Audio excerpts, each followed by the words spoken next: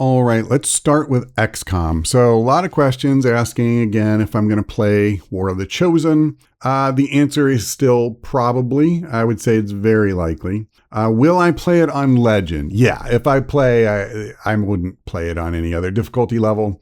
Will it be unmodded? Yeah, at least mostly. I think at launch, too, it's not even going to be realistic to do it any other way because I fully expect that War of the Chosen is going to break the vast majority of mods when it first comes out. Will it include Shen's Last Gift and Alien Hunters? I'm a little torn about it because I don't really love fighting the alien rulers, but I probably will play it with everything so that viewers can see what the complete game looks like. That's actually another reason I don't want to add a lot of mods, because I want people to see what the game you buy from Firaxis looks like in whole. Am I considering live streaming the release of War of the Chosen? And I actually am. I don't know if it'll happen, but I have thought about trying to focus primarily on making guides as quickly as I can, even if they're not deep, but just simple how to get started in War of the Chosen content. I would need to play a learning game to do that. And so live streaming is a way to still share that gameplay experience, but without all the video editing and rendering and stuff like that, soaking up a lot of time and really slowing down my progress in the campaign. So again, I don't know that I'll do it, but it is something I have thought about. Any favorite lesser known mods for XCOM 2? So I don't know if they're lesser known, but I did do a whole video about my 5 favorite quality of life mods for XCOM 2. You can check that out. And then the small gameplay mod that I really liked a lot is the one that let me choose which experimental ammunition I was going to build next. I believe I mention all those and I have them in the description of my season 4. And I talked about them in part 0 and named them and all that. What is your favorite new class and favorite chosen in War of the Chosen? So my answer to that is ask me again in next month's Q&A when I've seen more of both the Templar and the Hunter, because right now I'd be picking between 2 of each. Have I read the Things XCOM is no longer allowed to do thing? No, I'm sorry, I actually don't know what that is. So another person asked if I've reconsidered the Spectrum Green mod playthrough and whether I've seen enough gameplay or played some missions myself. The answer is no, because my next playthrough is almost certainly going to be based on War of the Chosen. And so looking at other ways to play, it's not interesting to me right now. And especially because I don't even think I could finish the campaign before a patch will make Spectrum Green incompatible with the game. Could I make a tutorial on how to defeat the Archon King? I get requests for guides fairly routinely, and this is the most popular, but I am not going to make any guides until after War of the Chosen releases. I have no way of knowing what changes will make its way into the base game, let alone how to give advice in the War of the Chosen environment. I know in broad terms some of the changes they're making. That's not the same thing as playing it, and I don't make guides based on speculation. Like when I put something in that playlist, it's something I have thoroughly played out. I've researched it online, and I'm as confident as I can be in what I'm telling people. If I were to make a DLC for XCOM, what would I do? I would do one that would probably be all cosmetic based. I would radically increase your ability to customize soldiers. So like changing the shapes of their and sizes of their bodies, the outfits they can wear, weapon skins, all that. I've always felt like they have completely missed the boat on this, letting me just make these guys my own. And they should put in as many like bones for pieces of equipment and clothing to let the modders take it even farther as possible. I would pay good money for that, and I think a lot of other people would too. TapCat, what is best in life? You know, there are those who say it's the open steppe, a fleet horse, and falcons at your wrist and the wind in your hair, but they are wrong. What is best in life is to crush your enemies, see them driven before you, and to hear the lamentations of their women. What are your thoughts on the Alien Hunters DLC versus Shen's Last Gift DLC? Well, I'll be honest with you. I don't particularly care for either. But between the two, I'd take Alien Hunters because you do get some cool toys out of it, and that's nice. What is my favorite change made from XCOM Enemy Unknown to XCOM 2? I think hands down, it's the fact that difficulty increases don't rely so heavily on increasing the aliens' aim to higher and higher levels of ridiculousness. That was the one thing I really hated about XCOM Enemy Unknown, even though I loved the game overall. So another viewer would like to hear my opinion in the shift of XCOM's style over the years. It went from no-nonsense jumpsuit-wearing sci-fi military straight out of Aliens or Stargate to almost high fantasy with boss monsters, space wizards with purple magic powers, and pauldrons worthy of the Emperor himself. So my first exposure to the franchise was with Enemy Within. So I never played those kind of less fantastical games that you're referring to. By the time I started, you had these big purple swirling psionic powers and stuff already. So I'm mostly fine with how it is now. Honestly, what bothers me more are inconsistencies in the universe they themselves set up. I try not to focus on that too much so that it doesn't bother me. But I can definitely understand if there are people who feel like the series kind of moved away from them and preferred something like Xenonauts. Which voiceover from XCOM do I think is most annoying? Dr. Valen yelling at us for using explosives or Bradford yelling for not saving enough people? That's a hard one. I'm going to say Bradford because it happens more often, but they're both really annoying. Another viewer is playing XCOM 2 on a PS4 and will be playing War of the Chosen the same way. What are the differences between console and PC versions of the game? Is he missing out by sticking to console? And he specifically says modding is not a selling point. So the game itself is going to be virtually identical. The only specific difference that I'm aware of is that when you're in the final mission, you can't play it the way I prefer to, where I pull the aliens outside the room to a position that I can defend better. You're forced to go into the room where they all spawn. And so aside from that, it's an identical game. And mod support is easily the biggest draw of playing it on PC.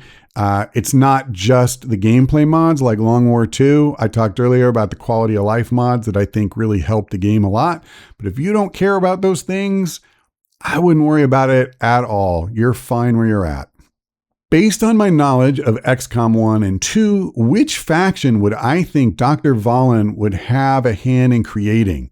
While she isn't a named leader, this viewer doubts that they'll leave her in the shadows again. Let me just say, I hope you're wrong about that. In my version of canon, Dr. Valen is lying somewhere in an abandoned facility with Viper King fang marks in her neck. But anyway, if she was going to be behind one of the factions, it's got to be the Skirmishers. I feel like she would have been the one who developed the tech to free the first Advent trooper or officer, whatever he was. And she's got a long established MO of trying to use the aliens' own tools against them. What do I think of the War of the Chosen's price tag? $40 is an intimidating amount of money. Okay, here's my thoughts. In all honesty, when I finished my Season 4 campaign of XCOM 2, I really didn't have any intention of playing the game again. Not to say that I would never do it, but I would need for that desire to come back. And so now, specifically because of War of the Chosen, I am interested in playing at least one more campaign. So is $40 a reasonable price tag for me to get that many hours of enjoyment of one campaign and possibly more? Well, for me, the answer is yes. So I know there's people who are unhappy with the price. I understand that, but I don't personally have a problem with it. Have I seen anything on Phoenix Point? And if so, what are my thoughts? Yes, I have, but not a ton. I actually tried watching one playthrough, and I'm not going to say the channel's name because that's just mean, but I honestly just could not sit through it. So I stopped watching. So I, I haven't seen as much as I'd like to, but I'm very interested in the game. Have I heard of or played Dwarf Fortress? I have heard of it. I've never played it. So there's so many games and I have so little time. So maybe someday. Why did I put in the thumbnail of this video, and by this video, they mean the one where I asked for questions, the words questions needed when the title clearly says questions wanted? So yeah, I fixed it now, but that's the kind of thing that happens when you upload videos after midnight.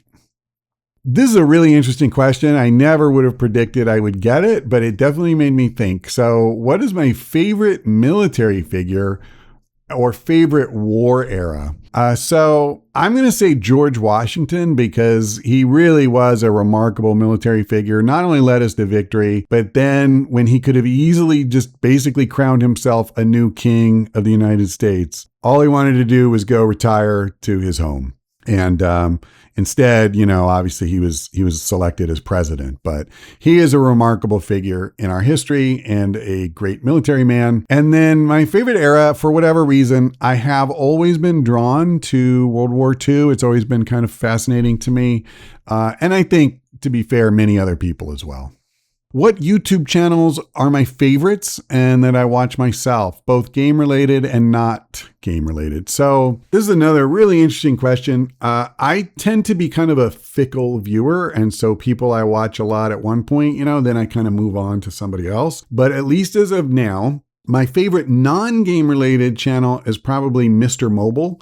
His name is Michael Fisher, and I just love his work. And also I'm interested in tech. My favorite gaming channel right now is H2O Delirious. In particular, he has a series running now called Ben and Ed Blood Party, which involves him and a couple of other guys playing one of the most ridiculous, frustrating games I've ever seen, and it is just hilarious. I've laughed so hard at sometimes when I'm watching it that I just literally couldn't even breathe. I mean, his stuff is the polar opposite of mine, but he's such an agent of pure chaos, he really cracks me up. Next question, can I say hello in my Q&A vid? Yes, I can. I'm on PlayStation. What games do you recommend to have a fun strategy gameplay like XCOM? So I did some thinking, a little research, and I actually have 4 suggestions of games you can check out. This is not me saying you will love these games because I don't know you. And other than knowing you like XCOM, I don't know your taste. But 4 real legitimate strategy games you can check out that are on PS4: Shadow Tactics, Blades of the Shogun, Invisible Inc., Banner Saga, and Mordheim, City of the Damned. Mordheim, by the way, is spelled Mordheim. All right, I hope that helps. Have I ever thought about playing Darkest Dungeon? And a couple people asked me that. Yes, I have thought about it. I even bought it on the last Steam sale. I have heard that RNG plays a big factor in your success or failure, and I don't know if that's just people who don't really understand the game and are making excuses for why they lost, or if that just really is how the game plays. That would really ruin it for me if it's true. But I am thinking about it, and at some point it is even conceivable or somewhat probable that it'll come to the channel. Ever played the Total War series? I tried very briefly to learn Total War, but I completely screwed up. I bought the wrong thing. I bought a standalone expansion to Shogun 2, I think it was. I thought I was buying the base game. I just bought the wrong thing, and that was before Steam refunds. So that version did not have a tutorial, which made it extremely difficult for me to learn. Translation, I had no idea what I was doing. And I was so upset about the whole experience. I wasted money for something that I got nothing out of at all. I have never touched Total War since, but I may at some point. Have I ever played much in the way of grand strategy? So I played Europa Universalis 4, and wow, I have to say, Paradox's UI, it's kryptonite. For me, I will probably never play one of their games again. Just could not even really get started. I spent a couple hours or so trying to learn it and didn't have a good time. And beyond that one attempt, I don't think I've ever tried anything else that would be called grand strategy. If XCOM 2 was a real life threat, what is the first thing you would do? Join XCOM? Advent? Man, I honestly just don't know. I'm not soldier material, and I don't know enough science or engineering to figure out how to beat them that way. Now, at the same time, I would definitely want to help in some way if I could. So maybe I'd run one of the resistance camps that are always getting slaughtered, or maybe find a slightly less suicidal way to help if I could. What is the Krabby Patty secret formula? Well, I could tell you, but then I'd have to kill you. Cheese or chocolate? Come on now, chocolate. Have you played or wanted to play Dungeons & Dragons? If yes, describe what character you have built or if multiple state your favorite. So yes, I played Dungeons & Dragons when I was in high school and college. I had a number of characters over time, but probably my favorite was a paladin named Fate. And we called him that because I rolled luckier than normal when we created him. And he seemed to lead a little bit of a charmed existence. So for example, one time he was trying to cross this chasm by pulling himself across a rope that ran along the ceiling of this cave. And when he failed a test to see if he would fall or could keep going, I asked the dungeon master if he could try to grab a hold of one of the spikes that was holding the rope up to the ceiling, like just as he started to fall. And the guy, he looked at me like I was crazy, but he gave me a really low chance to succeed. It might have even just been 1%. So if he missed, he would just fall to his death. And when I rolled the dice, everyone at the table, they just screamed in excitement because he actually did it. And it's not like that happened all the time, but that memory is something we all still share to this day, and I'll always remember him fondly. Do I play any tabletop games? Yeah, absolutely. I haven't played hardly at all recently because most of my focus and spare time go to the channel, but I have a decent sized collection of tabletop games. They range from more relaxing, lightweight games like Ticket to Ride to things that are much more complex like Dominant Species and Le Havre. If I could make my own video game, what would it be and what would it play like? So that's a good question. I had to think for a second, but I would want to make a superhero themed game where you could control 4 to 6 heroes in tactical combat.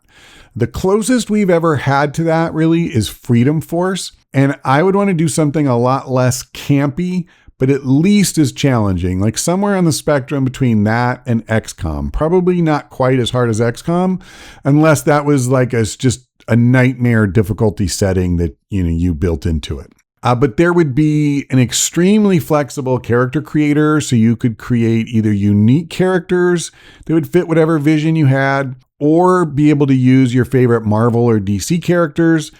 Although, just for licensing purposes and stuff, if nothing else, it would be okay with me if you had to mod those in. But I would definitely want something like that. So another question is, have I looked into Divinity Original Sin because it also has turn-based combat? So I actually played the original Divinity Original Sin. I'm sorry, did I not say Divinity Original Sin 2? That's what he was asking about, the sequel.